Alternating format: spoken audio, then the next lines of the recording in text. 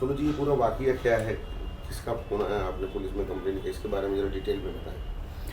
अगर मुझे मालूम होता तो मैं एक्चुअली अचानक मुझे कई फ़ोन्स आ रहे थे और कई मैसेजेस आ रहे थे और अलग अलग नंबरों से आ रहे थे, और कभी कभी नॉर्मल मैसेजेस आते थे और सडनली जिसके मैसेजेस नॉर्मल आ रहे हैं सडनली एक बार उन्होंने कुछ अश्लील मैसेजेस भेजने शुरू किए। तो मैंने तुरंत वहीं पे कहा कि आप बंद कर दीजिए। मैंने सोचा ये फ़ैन है कोई जो बार बार कांटेक्ट कर रहा है मुझे, तो मैंने वहीं पर उसको डांट दिया और कहा कि आप बिल्कुल बंद कर दीजिए ये, don't call up again and don't send me any messages. लेकिन फिर एक 15-20 दिन कुछ मतलब कंप्लीट शांति थी, उसके बाद फिर सडनली मैसेजेस, और धीरे धीरे क्या हुआ कि मुझे लिमिट तब हो गई। अब गंदे मैसेजेस आ रहे हैं, मैं समझ नहीं पा रही हूँ कि कौन कर रहा है। तो जब लिमिट तब आई जब उसने मुझे अश्लील वीडियो भेज दिया। उस समय आई वॉज स्टन्ड, क्योंकि मेरे साथ लाइफ में कभी ऐसा हुआ ही नहीं है और ना मैं कभी सोच सकती थी कि मेरे साथ कभी ऐसा होगा, कि किसी की इतनी हिम्मत कहाँ से आई कि वो इस तरीके का वीडियो मुझे भेजे। I think I am just a normal person, I am just a normal lady, but जितनी लड़कियां, जितनी और औरतें हैं और जो घरों में चुप रहती हैं, उनके बारे में मैं सोचती हूँ कि होता क्या है कि आप बोलते नहीं हो शर्म के मारे में। आपको लगता है कि आप बोलेंगे तो आपके ऊपर भी एक मतलब बेसिकली एक अपनी एक लज्जा, एक शर्म होती है हर लेडी में, and you don't feel comfortable talking about it. और जब आप बोलते हैं तो आपको वो भी एक यू डाई 1000 डेथ्स। जब आप बोलते हो ये इस बात को, अंदर ही अंदर आप थोड़ा सा मरते हो।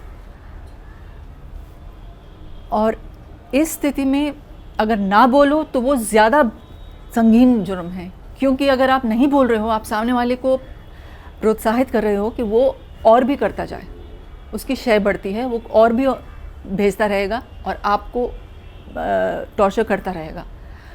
सो मैं समझती हूँ सबसे मोस्ट इम्पॉर्टेंट चीज़ ये है कि हमको बोलना चाहिए, ताकि कम से कम आपकी फैमिली आपको सपोर्ट करेगी, आपके फ्रेंड्स आपको सपोर्ट करेंगे, पुलिस आपकी मदद करेगी। पुलिस में इतनी धाराएं हैं जो इतनी सख्त हैं, आज की डेट में हम औरतें जानती नहीं हैं इनके बारे में। मैं भी नहीं जानती थी।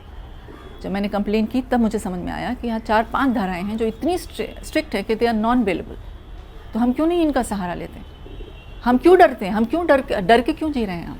पुलिस ने आपकी मदद की तो मतलब क्या उन्हें अभी गिरफ्तार किया गया कि नहीं किया गया? पुलिस इंक्वायरी कर रही है इस समय, सो छानबीन चल रही है, एंड आई एम श्योर कि वो बहुत जल्द they will be able to locate this person and I'm sure they will take action. इस तरीके के लोगों का एक्टिव होना वो वजह क्या मानते हैं आप, या क्या करना चाहिए, कैसे लोग डीएक्टिव हो जाए? सबसे मेन रीज़न है कि हम चुप रहते हैं।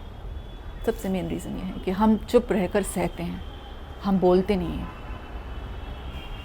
दूसरा ये, आई थिंक समाज में इस चीज़ का एहसास हर माँ को होना चाहिए कि जब उसके घर में बेटा पैदा होता है, सबसे पहले वो अपनी माँ की, अपनी घर की जितनी भी लड़कियां हैं, बहनें हैं, उनकी रक्षा उसको करनी है। वो संस्कार उसमें शुरू से डालें।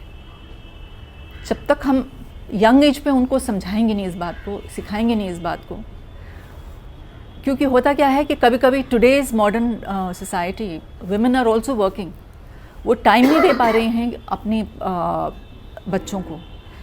तो उसमें क्या होता है, कहीं ना कहीं पे एक्सपोजर इतना है मीडिया में, आप नेट ऑन कीजिए, आप टीवी देखिए, आपको जो देखना चाहें आप देख सकते हैं।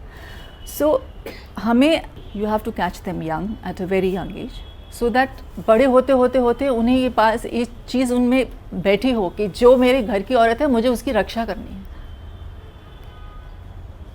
जब आपके अंदर ये भावना शुरू से होगी तो फिर आप किसी और की बेटी या बहन को भी सही निगाह से देखेंगे। तो थोड़ा सा ये हमारी तरफ से प्रयास होना ज़रूरी है, और थोड़ा सा औरतों को बोल्ड होना ज़रूरी है, और अपनी शर्म लिहाज छोड़ के, डर को छोड़ के ये जानना ज़रूरी है कि आज हम अगर बोलेंगे तो हमारे लिए पूरा समाज खड़ा होगा। नहीं तो हम अंदर ही अंदर घुटते रहेंगे और घुट घुट के हम अपने आप को, हम बीमारियों का एक बन जाएंगे और हम किसी को समझ में नहीं आएगा कि हम इस तरीके से क्यों बिहेव कर रहे हैं, हम क्यों डरे हुए हैं, हम क्यों ऐसे नोबडी विल अंडरस्टैंड जब तक आप बोले नहीं। आई थिंक हर मुसीबत का एक ही इलाज है और वो है कि हम उसके बारे में बोलें। Thank you.